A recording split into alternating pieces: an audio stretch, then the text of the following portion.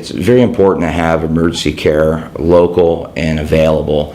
Very few things can be done after a stroke has occurred or after myocytes die during a heart attack or after we lose blood during a trauma. Really, the essential treatments are to prevent those things from happening. So to have that care available and prevent blood loss, prevent ischemia to the heart or the brain is really essential. If that care is not available, there's no going back. You can't fix that problem after the fact. So having that resource available is essential to prevent bad outcomes from occurring. Now, the care that can be provided at Perry County will be similar to any emergency room department. Imaging modalities such as X-ray and CAT scan will be available 24/7. We'll have a full-service lab as well. There's very few resources that we need in emergency medicine that won't be available 24/7. The Perry County ED will have 8 treatment rooms. One of those rooms is a bariatric room, one's a decontamination room, and one's a major medical room where we treat complicated cases. The rooms are large, and we can pretty much treat almost any condition in any of the 8 rooms available. All the physicians that work at Perry County are residency trained and either board certified or eligible in emergency medicine. All the physicians that will work down there will have been in the Genesis healthcare system for at least 6 months prior to working down there, so they'll be used to how the healthcare system works in this area and have experience.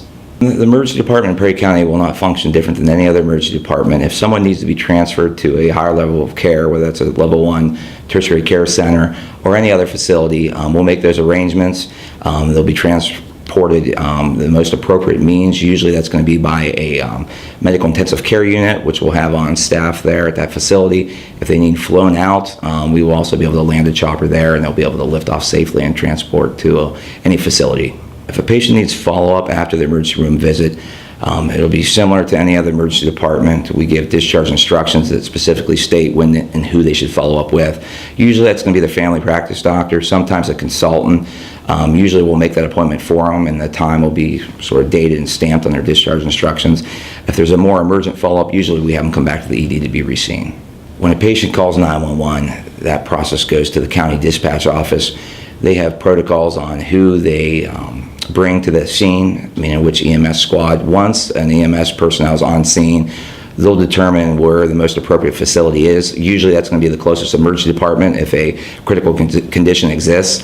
If the patient is stable and they choose to go to a further outlying facility, they'll have that choice. But it's going to be up to the paramedic having that conversation with the patient, and also the medical control and the dispatch rules and regulations for that county. If a patient needs to be admitted, usually we have that conversation with the patient. Usually we discuss where the most appropriate facility is. Most of the time that's going to be the nearest hospital. In that case, usually it's going to be Genesis. If a patient decides that they want to go to another facility, we'll make those arrangements just like we do in the emergency department here in Zanesville.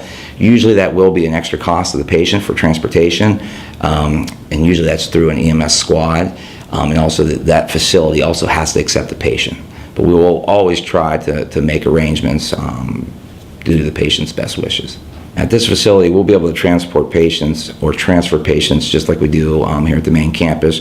Life Flight will be able to land and take off there. Very rarely is that needed. Most of the time, the most practical way to transport someone, at least in this area of Ohio, is through ground transportation, and that'll be an option too. The Perry County facility is a great resource for the people in that county, mainly because they don't have any emergency care that's close by.